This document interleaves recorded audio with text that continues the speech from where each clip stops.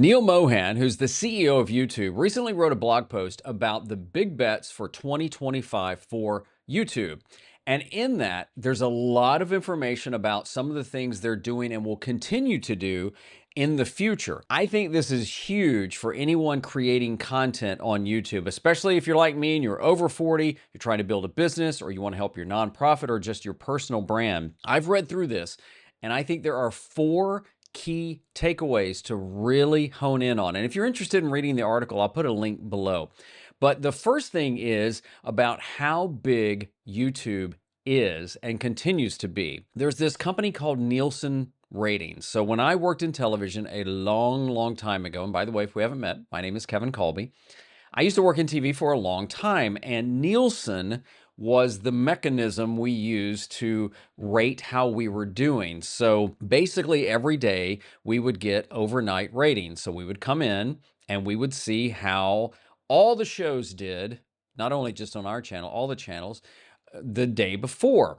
Ratings would be up, ratings would be down, and from there, we could set advertising rates. We knew what to promote because that was really my department as creative services. For the longest time, Nielsen ranked TV. Well, now they're looking at everything, streaming. And check this out. According to Nielsen, 43% of viewing is now streaming. And if you pay attention to the group on the right side, YouTube is number one. 11% is YouTube, followed closely by Netflix. But then look at all the other ones that just pale in comparison. I mean, heck, Prime Video and Hulu and on, so small compared to YouTube. This is huge for anyone creating content. Now, granted, if you want to just create content just to have fun, there ain't nothing wrong with that. But if you're really wanting to grow a business or a personal brand or your nonprofit, this is huge because, like the stat shows, YouTube is right now leading the pack for streaming services. The second takeaway is YouTube has become the home for podcasting. I know I'm big on video and I like to help people with video and I do video, but I want you to check this stat out. YouTube is the service used most often to listen to podcasts. It's number one. I mean, more than Spotify and Apple Podcasts, who used to be like the granddaddy. So this is huge. Now, I don't know if you have a podcast or you have one and you want to move it over, you can do that as well. This video right now I'm doing, I will mark as a podcast on YouTube. I actually have a podcast as part of my channel. It's called Kevin's Talking About. The advantage to that is it also appears on YouTube Music, which points back to my channel. You can do the exact same thing. I probably should do a video on that because I do get questions about that. But the thing is that not only is it the number one source, in this blog post, Neil Mohan says that they're going to be investing in creator tools. Now, he doesn't give specifics about what that means, but typically when they do that, they're tools to help us do more with possibly podcasting, in this case on YouTube. They're also going to be exploring more ways to make money with podcasting on YouTube. I think that's huge because it's just another revenue stream and also more discoverability. And I really like this because one of the things I've noticed as a podcast listener, like for example, every morning I get up early, I get on the treadmill, and I like to listen to a podcast or two while I'm walking and doing my thing.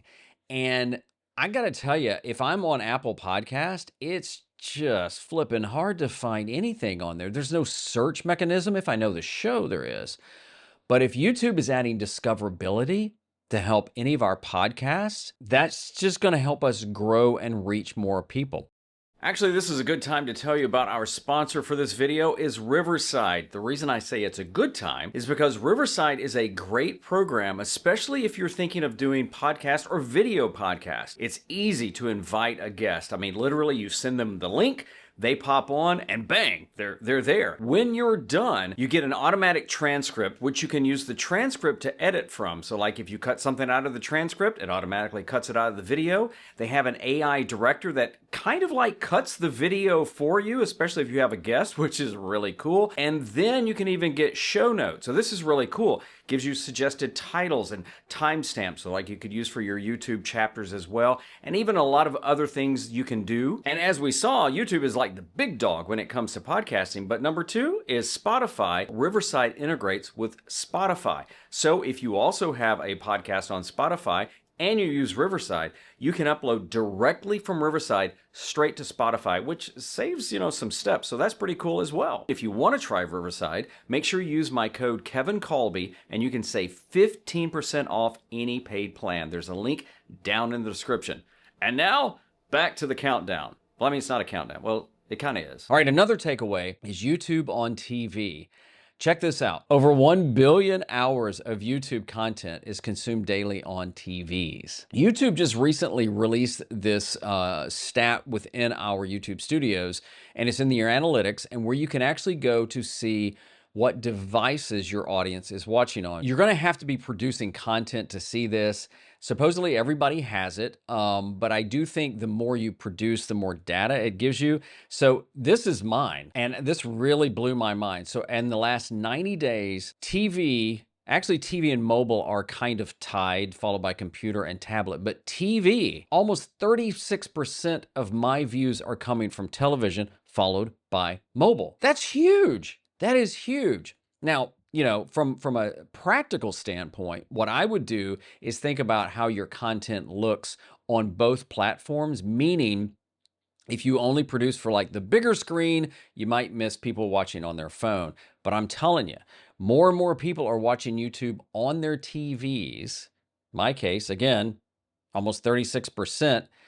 And I think that is a huge opportunity, especially as YouTube continues to get into NFL and a lot of other things as well. And the fourth takeaway are the free AI tools YouTube has, and these help us grow and create. Now, I don't know where you are on AI, whether you like it, you love it, you hate it, you think it's the worst thing that's ever happened. You don't have to use any of these tools. But I mean, personally, I use Google Gemini. I like that better than ChatGPT. I use the free version. I use AI a lot to ideate. So I may be looking for some ideas on titles, or maybe some how do I summarize this and things. And I've done that a lot. I've dumped a lot of information in and just say, kind of help me summarize this. Sometimes it's good, and sometimes it's not good at all. But they've got a couple of AI tools I want to point out, and one is auto dubbing. It is not available to everybody. They're still rolling it out. I think as of right now, as of the recording of this, you have to be in the partner program to have access to it, and they're still slowly rolling it out. It dubs English videos, and I think they're looking more at educational type of channels, which my channel falls into that, and I am in the partner program. And it's only a few limited languages, but for videos with dubbed audio, more than 40% of total watch time comes from viewers choosing to listen in a dubbed language. That is crazy. Now, if you want to see if you have it, and you can also use a default setting, here's what you do. You go to your settings, go to upload defaults, advanced settings, and then if you have it, you'll see it right there. It says automatic dubbing. I like to use this because then I just turn this on and I never turn it off. Because from what I understand, it's automatically defaulted on. If you don't want it, you can turn it off. But this is what I do. I turn it on to allow automatic dubbing. I don't manually review anything. And if you want to see what it looks like on a video, if it has it, when you go to a video, you see that little gear icon right under the player. If you click on that, it pops up that box and you have all these options. This is the viewer, and one is audio track. And of course, mine is set to English. And then you see all the available tracks. Right now, as of now, Indonesian, French, Japanese, Italian, Hindi, Spanish, Portuguese, German, and again, it's English. It's in English. Now, I don't speak any of those languages, even though I did take a year of German in college and still couldn't hardly do anything with it. I know 2 Spanish words, and I don't even use them accurately. But I've heard from some other folks, specifically German-speaking folks, and even some people in German that said they were listening to my videos dubbed in German, and it actually was pretty good. So if you have that feature, I'm going to recommend you turn it. I leave mine on because if it easily helps me with this free AI dubbing tool to reach more people, I'm loving it. The other one is the inspiration tab. Now, when they first rolled it out, it was okay, but they've really upgraded it. And let me show you where to find it. You go to content, inspiration, and here's where you'll find it. So you'll see videos, shorts, and everything like this. This is all AI based on your channel. And this is very different than what I have found with, say, like vidIQ and TubeBuddy, where supposedly those are taking into account my channel. and I just get some some weird ideas there. So now if you want to see the inspiration tab in action, I put together this little video to kind of show. So when you go there, you're immediately going to get these ideas served up to you. I didn't type in any of these ideas. So these are the ideas that YouTube immediately said, hey. So I clicked on this one, 7 things I wish I knew when I started YouTube. And notice it says right there, very high interest. So YouTube is telling me right there, there's very high interest possibly for your audience. Right there, they give me outlines that I can copy and paste. I can use to like jumpstart an idea. If I go back, they're also going to give me some suggested titles. I don't have to use these, but these I think are pretty cool. In fact, I even wonder, maybe I should use them if I do this video, since YouTube is saying, hey, we think your audience might be into this. Then they even generate some thumbnails. Now, I think I can download these and use them. Not sure I would, but if not, they can spark ideas as well. And I can go back and notice the box on the right says, let's brainstorm. So let's look at biggest mistakes. I can generate another idea. I can even type in my own. And again, in real time, it's giving me more ideas about my biggest YouTube regrets. It creates another outline. It's creating titles. And in time, it'll create thumbnails. Sometimes it just takes a little longer to do that. I can save it if I want this. And then when I go back, there's even a place where, if I think I click back here in just a second, I just saved it. There's a place where you notice it says saved ideas right there. YouTube, giving us a tool inside our YouTube studio to help generate ideas for future videos that they believe our viewers want.